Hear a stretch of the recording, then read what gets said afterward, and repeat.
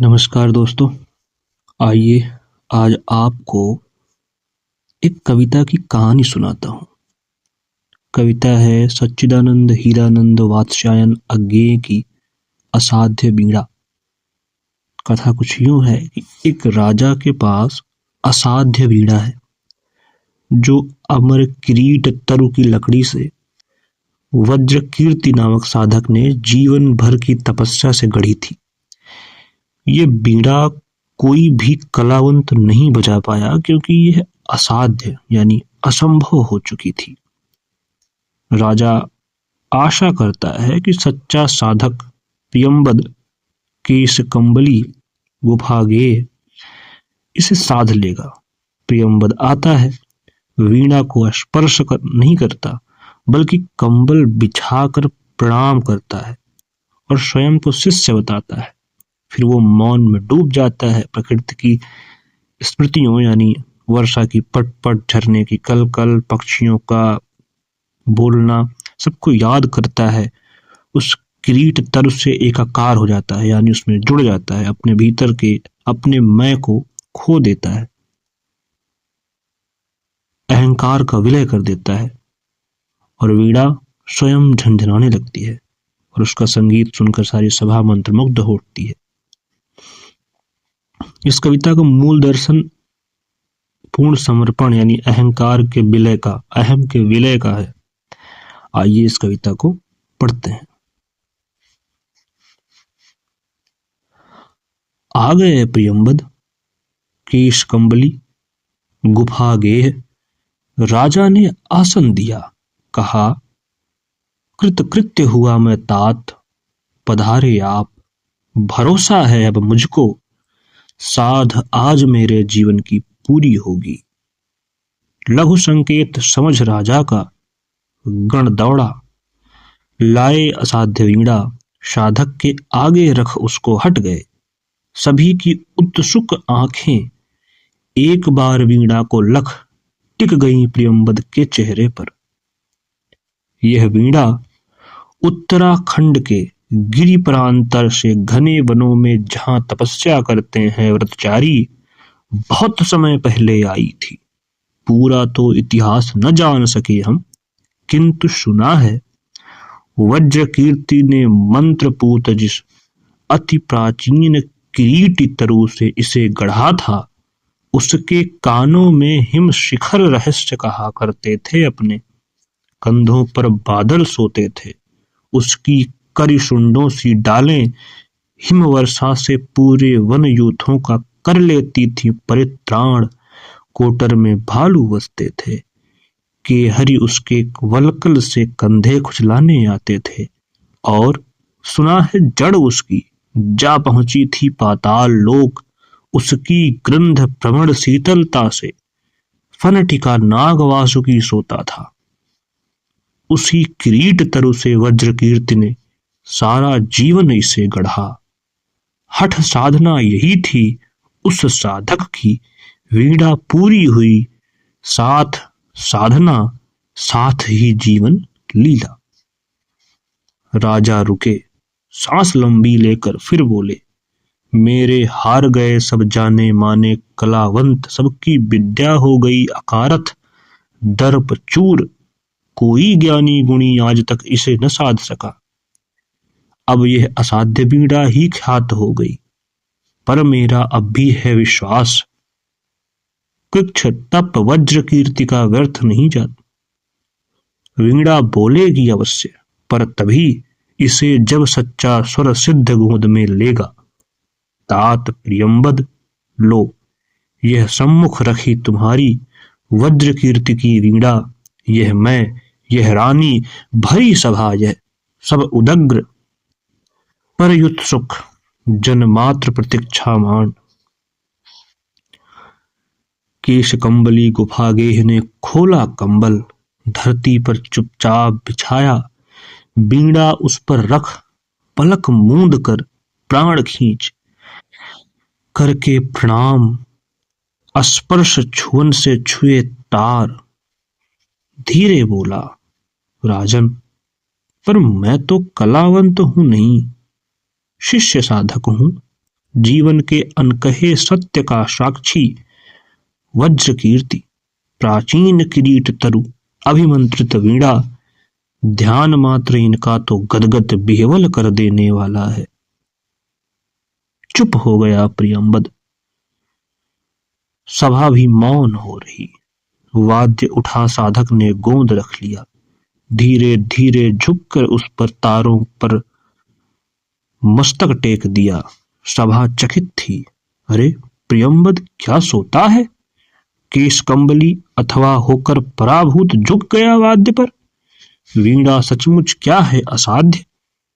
पर उस अस्पंदित सन्नाटे में मौन प्रियंबद साध रहा था, वीणा नहीं स्वयं अपने को शोध रहा था। सघन निविड़ में वह अपने को सौंप रहा था उसी किरीट तरु को। कौन प्रियंबद है कि दंभ कर इस अभिमंत्रित कारुवाद के सम्मुख आवे? कौन बजावे यह वीणा जो स्वयं एक जीवन भर की साधना रही? भूल गया था केश कंबली राजा सभा को। कंबल पर अभिमंत्रित एक अकेलेपन में डूब गया था, जिसमें साक्षी के आगे था जीवित वही किरीट तरु, जिसकी जड़ वासुकी के फन पर थी आधारित, जिसके कंधे पर बादल सोते थे और कान में जिसके हिमगिरी कहते थे अपने रहस्य संबोधित कर उस तरु को करता था नीरव एकालाप प्रियंबद। ओ विशाल तरु, सत सहस्त्र पल्लवन पतझरों ने जिसका नित रूप संवारा, कितनी बरसातों कितने खद्योतों ने आरती उतारी। दिन भौरे कर गए गुंजरित, रातों में झिल्ली ने अनकथ मंगल गान सुनाए। साँझ सवेरे अनगिन अनचिन्हे खलकुल की मोद भरी, क्रीडा काकली डाली डाली को कपा गई। वो दीर्घ काय, वो पूरे झारखंड के अग्रज, तात सखा गुरु आश्रय, त्राता महाछाय, वो व्याकुल मुखरित वन ध्वनियों के वृंदगान के मूर्त रूप। मैं तुझे सुनूं देखूं ध्याऊं अनिमेष, अस्तब्ध संयंत संयुक्त निर्वाक। कहां साहस पाऊं छू सकूं तुझे, तेरी काया को छेद बांध कर रची गई वीणा को। किस अस्पर्धा से हाथ करे आघात, छीनने को तारों से। एक चोट में वह संचित संगीत जिसे रचने में स्वयं न जाने कितनों के अस्पंदित प्राण रच गए। नहीं नहीं वीणा, यह मेरी गोद रखी है, रहे किंतु मैं ही तो तेरी गोद बैठा मोद भरा बालक हूं। ओ तरुतात संभाल मुझे, मेरी हर किल पुलक में डूब जाए। मैं सुनूं गुनू विस्मय से भार आंकूं, तेरे अनुभव का एक एक अंतः स्वर, तेरे दोलन की लोरी पर झूमूं मैं तन्मय गातू। तेरी लय पर मेरी सांसें भरे पूरे रीते विश्रांति पाएं गातू। यह वीणा रखी है, तेरा अंग अपंग किंतु अंगी। तू अक्षत आत्म भरित रसविद तू गा, मेरे अधियारे अंतस में आलोक जगा। स्मृति का श्रुति का तू गा तू गा तू गा तू गा। हाँ मुझे स्मरण है, बदली कौंध पत्तियों पर वर्षा बूंदों की पटपट, घनी रात में महुए का चुपचाप टपकना, चौके खग स्वावक की चिहुक, शिलाओं को दुलारते वन झरने के द्रुत लहरीले जल का कल निदान। कोहरे में छनकर आती पार्वती गांव के उत्सव ढोलक की थाप, गणरियों की अनमनी बांसुरी, कटफोड़ों का ठेका, फुलसुंघनी की आतुर फुरकन, ओस बूंद की धड़कन इतनी कोमल तरल की झरते झरते मानो हर श्रृंगार का फूल बन गई। भरे शरद के ताल लहरियों की सरसर ध्वनि, कुंजों का क्रेंकार, कांद लंबी टीभ की, पंख युक्त सायक सी हंस बलाका, चीड़ वनों में गंध अंध उन्मंद मद पतंग की, जहां तहां टकराहट, जल प्रताप का प्लुत एक स्वर, झिल्ली दादुर कोकिल चातक की झंकार, पुकारों की यति में संस्कृत की साए साए।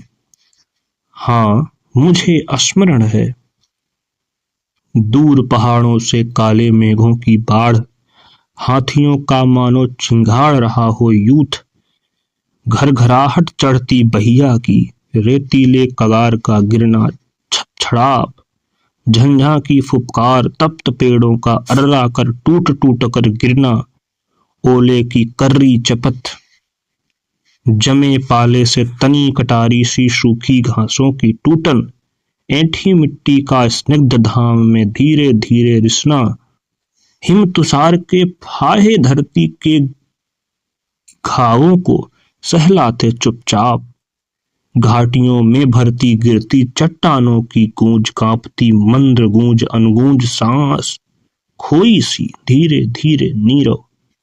मुझे स्मरण है हरी तलहटी में छोटे पेड़ों की ओट ताल पर बंधे समय वन पशुओं की नानाविध आतुर तृप्त पुकारें, गर्जन, धुर धुर चीख, भूख हुक्का चिचियाहट, कमल कुमुद पत्रों पर चोर पैर दुर्धावित जल पंक्षी की छाप, थाप दादुर की चकित छलांगों की, पंथी के घोड़े की टाप अधीर, अचंचल धीर थाप भैंसों के भारी खुर की।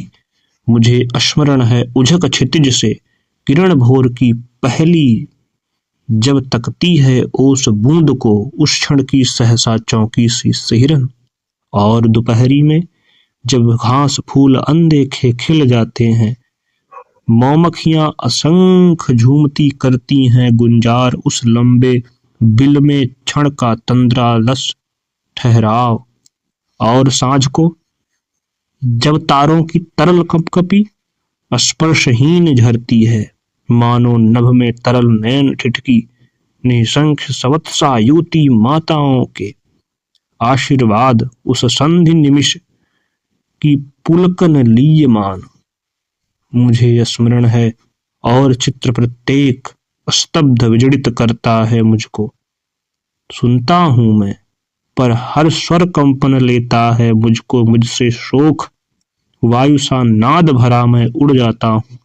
मुझे स्मरण है पर मुझको मैं भूल गया हूं, सुनता हूं मैं पर मैं मुझसे परे शब्द में लीयमान, मैं नहीं नहीं मैं कहीं नहीं, ओ रे तरु ओ वन, ओ स्वर संभार नाद में संस्कृति, ओ रस प्लावन, मुझे क्षमा कर भूल अकिंचिंता को मेरी,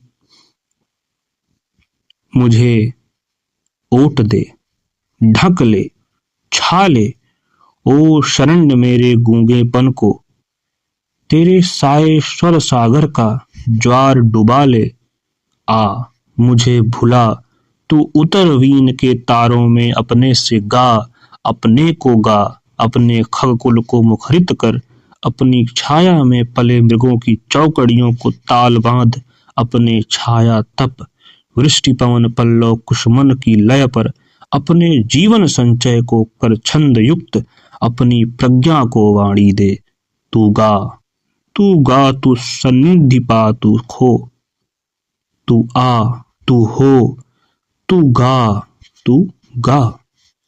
राजा जागे समाधिस्थ संगीतकार का हाथ उठा था, कांपी थी उंगलियां, अलस अंगड़ाई लेकर मानो जाग उठी थी वीणा, किलक उठे थे स्वर शिशु, नीरव पदा रखता जालिक मायावी, सधे करों से धीरे धीरे डाल रहा था जाल हेम तारों का। सहसा वीणा झंझना उठी, संगीतकार की आंखों में ठंडी पिघली ज्वाला सी झलक गई, रोमांच एक बिजली सा सबके तन में दौड़ गया, अवतरित हुआ संगीत स्वयंभू, जिसमें सोता है अखंड ब्रह्मा का मौन अशेष प्रभाव में। डूब गए सब एक साथ सब अलग अलग एकाकी पार तिरे। राजा ने अलग सुना, जय देवी यश काय वरमाल लिए, गाती थी मंगल गीत, दुंद भी दूर कहीं बजती थी। राज मुकुट सहसा हल्का हो आया था, मानो हो फूल शिरीष का। ईर्ष्या महत्वाकांक्षा द्वेष चाटुता, सभी पुराने लूंगड़े से झर गए। निखर आया था जीवन कांचन, धर्म भाव से जिसे निछावर वह कर देगा। रानी ने अलग सुना, छटती बदली में एक कौंध कह गई, तुम्हारे ये मणिमाणक कंठहार पटवस्त्र मेखला किंकड़ी, सब अंधकार के कण हैं, ये आलोक एक है। प्यार अनन्य उसी की विधुरता घेरती रहती है। रसभार मेघ को फिरक उसी की छाती पर उसमें चिपक कर सो जाती है। आश्वस्त सहज विश्वास भरी रानी उस एक प्यार को साधेगी। सबने भी अलग अलग संगीत सुना इसको, वह कृपा वाक्य था प्रभुओं का, उसको आतंक मुक्ति का आश्वासन, इसको वह भरी तिजोरी में सोने की खनक, उसे बटुली में बहुत दिनों के बाद अन्न की सौंधी खुदबुद, किसी एक को नई वधू की सहमी सी पायल ध्वनि, किसी दूसरे को शिशु की किलकारी, एक किसी को जाल फंसी मछली की तड़फन, एक अपर को चहक मुक्त नभ में उड़ती चिड़िया की, एक तीसरे को मंडी की ठेलम ठेल ग्राहकों की अस्पर्धा भरी बोलियां, चौथे को मंदिर की ताल युक्त घंटा ध्वनि, और पांचवें को लोहे पर सधे हथौड़े की समचोटे, और छठे को लंगर पर कसमसा रही नौका पर लहरों की अविराम थपक, बटिया कर चमरौधे की रूंधी चाप सातवें के लिए, और आठवें को कुलिया की कटी मेड़ से बहते जल की छुल छुल।